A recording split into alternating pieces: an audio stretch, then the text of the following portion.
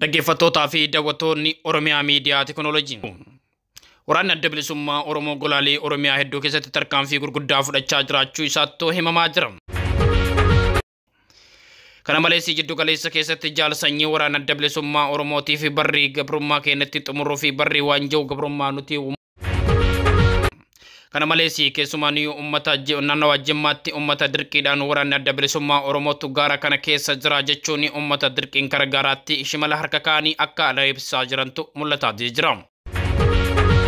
Kana malees uummanni Oromoo kana booda mataa ofii qaqqabachuu hin qabu. Kana booda fuuldurri kenna ifaa kan dura opereeshinii nurratti geggeessaa turan nuti amma immoo opereeshinii irratti geggeessina jechuun jaal sanyiin dhaamsa isaanii dhaamaatti turani. Bal'ina oduu keenya kan wajjin turtii gaarii. Waraanni Bilisummaa Oromoo fudhachaa jiru cimee kan itti fufe ta'uu fi warri biyya bulchaa jiru ammoo bucbucceen garaa isaanii guutuun gabaafamee jira. Waraanni Bilisummaa Oromoodhaa tarkaanfii walirraan cinnee fudhachuun of duratti deema. Magaalotaa fi aanaa hedduu to'annoo jala oolchaa kan jiru. Kaambilee waraana mootummaa kan isaan dura jiru hunda of duraa kaasuun gara fuula duratti tarkaanfachaa jiraachuun abdii gurguddaa uummata Oromootti horuudhaan garuu diinota Oromoodhaa hedduu rifachiisaa jira. Akka fakkeenyaatti guyyaa kaleessaa tarkaanfii woboon fudhate kan kanaan duraan addatti tarkaanfii cululuqaa fudhachuudhaan meeshaalee waraana mootummaa hedduu galii godhuun akkasuma waraana mootummaa rasmiidhaa cimaa dhaqqabsiisuudhaan aanaa tokko guutumatti to'annoo jala oolchuun gabaafamee jira. Fofoon godin Baawallaggaa magaaluu keetiif Bunoo Beddellee aanaa Daaphoo Annaa Heesaa Diingussee baasee to'annoo isaa jalgalfatee jira.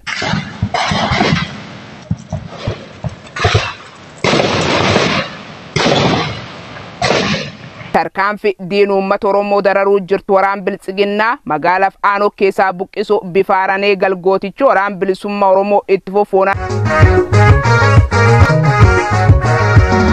Oromiyaa godina Wallaggaa baatti tarkaanfii fudhateen aanaa tokko guutuu to'annoo jala oolche. Magaalaa Ukkee keessaayis diinota ariihuudhaan akkasuma waraana mootummaa 50 ol ajjeesuun 25 ol irra miidhaa cimaa dhaqqabsisee 3 ol to'annoo jala oolchee jira.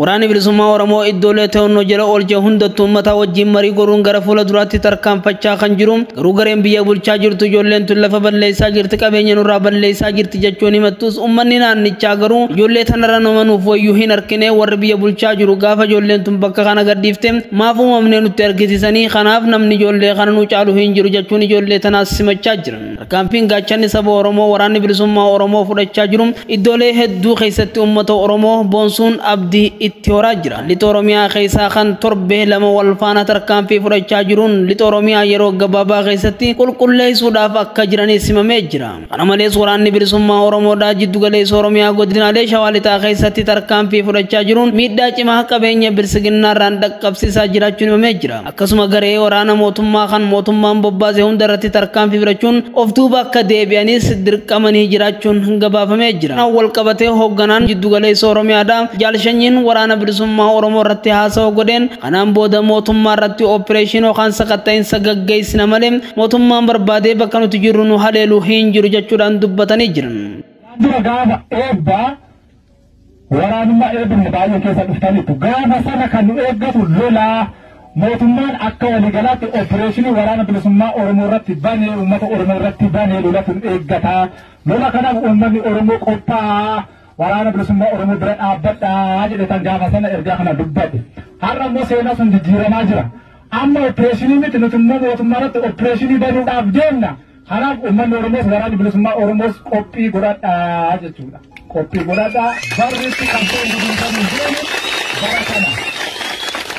Akkuma dhagahaa jirtanii fi akkuma argaa jirtan kanatti jaal sanyii yeroo ammaa kanatti dhaaddannoo isaa kan dhageessisaa jiru barri waraanni Adda Bilisummaa Oromoo qabsoo isaatti goolabuu fi qabsoo keenya kan galmaan geenyu bara kanaa jechaatis jira. Haa ta'u mootummaan Biltsiginnaa yeroo ammaa kanatti kana dura opereeshinii waraana Bilisummaa Oromoo irratti goona jechuun kallattiin nurratti kan doolaa turan amma immoo barri sun jijjiiramee jira jechuun dhaaddannoo isaa dhageessisaa jira jaal sanyiin jiddu galeessa biyyattii irraa. Haa ta'u qabsoon kun yeroo ammaatti waraana Adda Bilisummaa Oromoo maandhee isaa galchisee yeroo ammaa kanatti kaambiidhaan mootummaa hunda daaraa godhaa kan jiru guyyaa fi guyyaa irratti kan argaa jirtan barri bilisummaatii fi barri ammoo qabsoo keenyattiin goolabnus amma opereeshiniin kan mootummaan nurratti godhu osoo hin taane kan nuti irratti goonu kana booda ammaa kana kan waraanni Adda Bilisummaa Oromoos jabaachuu qaba. waraana adda bilisummaa Oromoos bira dhaabbachuu qabdan jechuun ummataaf dhaamsa isaanii gochaasis turan. Akkuma argaa jirtanii fi akkuma argaa jirtan kanatti waraanni adda bilisummaa Oromoo golaalee hunda keessatti tarkaanfii gurguddaa kan fudhachaa jiru. Amilee fi gaachanni qabsoo ummata Oromoo fi ummatni Oromoo yeroo ammaa kana nu malee abdii biraas hin qabu. Nus ammoo ummata Oromoo malee abdii biraa hin qabnu. Ummata Oromootiif jennee gadi baane ummata Oromootiif lubbuu keenya wareeruuf yookiin ammoo lubbuu keenya kennuuf nuti qophiidha jedha Jaal Sanyii. Barri itti qabsoo keenya guduunfuudhaaf deemnu bara kanaa jechuudha. Kanaaf baruma baraan mana teenyee boo'urraa guyyaa boonye gadi jabeessine boonye guyyaa biraa nagaa taane taa'uu filannaa jechuudha. Jalli tokko kan kanaan dura wareegamee lubbuu ta'u uummata Oromoof kan nuun qaba jechuun kitaaba barreessee dabre jechuun kitaaba isaa bakka jaalawwan isaa jiranitti kitaabni isaa Jaal Sanyiidhaan eebbifamuudhaan waraana bilisummaa Oromoo hooggantoota isa jalatti jiraniifis badhaasa kannuun kanneen hafaniifis silaa harki koonaaf ga'ee isin hundaa'u badhaasuudhaan fadhaa garuu harki kiyyanaaf hin geenye kanumaafiin mataa keessaa badhaasee narra laalinaa jechuunis Jaal Sanyiin dubbatanii jiran. Jaal Sanyiin ergaa ciccimtuu achirratti miseensota waraana bilisummaa Oromootiif dabarsaniin waraanni disipiliinii yookaan naamusa qabaachuu qaba naamusa keessanis eeggadhaa jechuun hooggantoota isa jala jiraniifis ergaa dabarsee jira. Kanaaf waraanni bilisummaa Oromoo akka waraana bilisummaa Oromootti biyya kana keessatti gochoota ta'aa jiran yeroolee sirna lolaa fida kan jiru miti waan biraa miti sirna lolaa jira yeroo sirna loltan uummata nagaa uummata siviilii uummata qawwee hin qabneef eegumsa godhatanii sirna sana loluu danda'uu qabdanii jechuudha. Kana eeguu baatanii pireesimpilii waraanaa ittisi waraanni tokko waraana gaafa jennu kan lolaa callaa miti kan mootummaa callaa miti akka addunyaatti. Amsi Jaal Sanyii waraana jiddu galeessaa fi akkuma kanaan miseensota waraana adda bilisummaa Oromootiif dhaamaa jiru kun yeroo ammaa kana bilisiqinnaanii maqaa waraana adda bilisummaa Oromoo jechuun isaan uummata Oromoo hedduu weerarsaa kan jirtu argaatis jirra dhagaatis jirra. Kanaaf ammoo maqaa keenyaan fayyadamuus akka hin qabne fi uummata keenya uummata nagaa ajjeesuus akka hin qabne waraanni adda bilisummaa Oromoo akkuma beekamutti naamusaa fi akkuma kanaanii uummata ofiitiif qabsaa kan gadi ba'ee yeroo ammaa kana bosona keessa jooraa jirruu fi uummata keenyaaf jennee lubbuu keenya kennaatis jirra. Kanaaf maqaa keenyaan daldaaluus akka hin qabne miseensonni keenyaa fi akkuma kanaan waraanni adda bilisummaa Oromoo naamusa guddaa horachuus qabna jechuun dhaamsa isaa waraana adda bilisummaa Oromoo miseensota jiddu galeessaatiif dhaamsa dhaamaatis ture. Tokko pireesimpilii yookaan immoo waraanni tokko naamusa qabaachuu qabu qaba. Naamusa waraanummaa sana eeganii sirna tokko yoo hojjenne badiin biyya sanatti dalagamu hedduu hammaataadha jechuudha. Kana hubannee kennuudhaaf kan waraana keenyaaf barnoota siyaasaa barnoota hooggansummaa fi barnoota biroo kan kenninuuf keessa inni tokko jechuudha. Kaadrii fi kaabineen bilisiqinnaa yeroo ammaa kana uummata Oromoo dararaa hamaarraan kan ga'aa jirtu waraana adda bilisummaa Oromootti bosona keessa jira. Waraana adda bilisummaa Oromoo balleessaa jechuun uummata shimala harka kaa'anii kara bosonaatti kan iyyaasaa jirantu argamaatis jira. Keessumaayyuu naannoo Jimmaa keessatti yeroo ammaa kana uummata Oromoo hedduu kan weerarsaa jiran sababa waraana adda bilisummaa Oromootiin ilma keessantuu waraana adda bilisummaa Oromoo keessa jira. Waraana adda bilisummaa Oromoo balleessuu qabdan gaara keessa jechuun uummata Oromoo hedduminaan kara gaaraatti baasaa akka jirantu dhagahamaa jira. Ofii dudduuba isaanii deemanii uummata fuuldura oofan yeroo ammaa kana waraana adda bilisummaa Oromoo akka uummata Oromoo dha'uu fi yookiin akka uummata nagaa ajjeesuu jecha maqaa waraana adda bilisummaa Oromootiin daldaaluu waan barbaadaniif jecha uummata kara gaaraatti yaasaa akka jirantu dhagahamaa jira.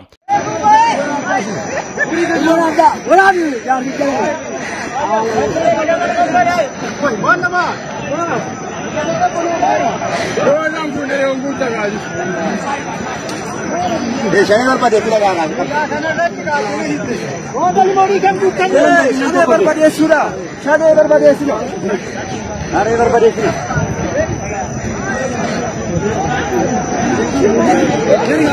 Suura gotti.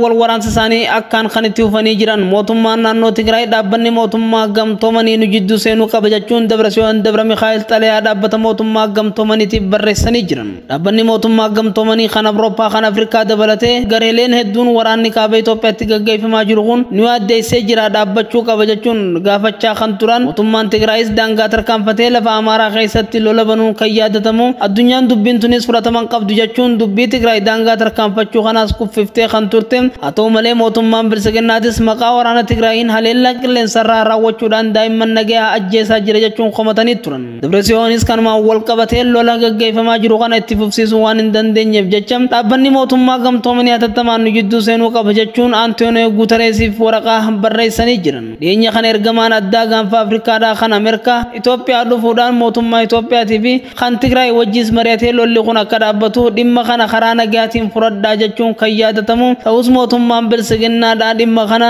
gara lolaatiin furadhaa akkasuma TPLFis mootummaa bilisiginnaa loleetiin harka micciiree faayidaa kiyya eeysifadha jechuun daangaa fiigee dhufuus wayita ammaan tanaa bilisiginnaanis waan qabdu duguugdee garasitti erguudhaan TPLF wajjin hokkee wal qabaa jiran. Debresiyoonis kanumaan wal qabatee akka lolli kun dhaabbatuu fi dhaabbanni kun isaan jidduu seenuuf xalayaa barreessee jira. Gama biraatiin dhaabbileen miti mootummaadhaa 30 ol ta'an lolli kun dhaabbachuu qaba jechuun yaada isaanii walii galanii miidiyaatti ibsa kennachuudhaaf gaafa socho'an mootummaan bilisiginnaadhaa miidiyaalee achitti argamu hunda sodaachisuudhaan akka isaan dhimma lola dhaabuu kanarratti ibsan kan hin dhorkaniin boodarra garuu dhaabbileen kun gama fuula miidiyaa isaaniitiin yaada isaanii ibsatanii jiran. Reessuun waraanni bilisummaa Oromoo waboon tarkaanfiiwwan gurguddaa fudhataa jiraachuu arraanni biyyoolessa Oromiyaa gabaasa isaatiif banaan hubachiise. Haala kanaan gabaasichi akka jedhutti fulbaana 6/2022 waboon tarkaanfii waraanaa fudhachuun himamee jira. Tarkaanfilee naannichatti fudhataa jiruun waraana mootummaa hedduu ajjeesuuf meeshaa waraanaa hiikkachuu ibseera. Waboon kibba Oromiyaa keessa socho'u kun itti fufuun tarkaanfii Bahaa Shaggar aanaa Daamii Tulluu Jiddoo Kombolchaa magaalaa Ooyituu keessatti fulbaana 4/2022 haleellaa gaggeesseen milkaa'us himee jira. Tarkaanfii kanaan mooraasaan maandheeffatanii turan guutummaatti barbadeessu meeshaa waraanaa gurguddaas dhuunfachuu gabaasanii jiru.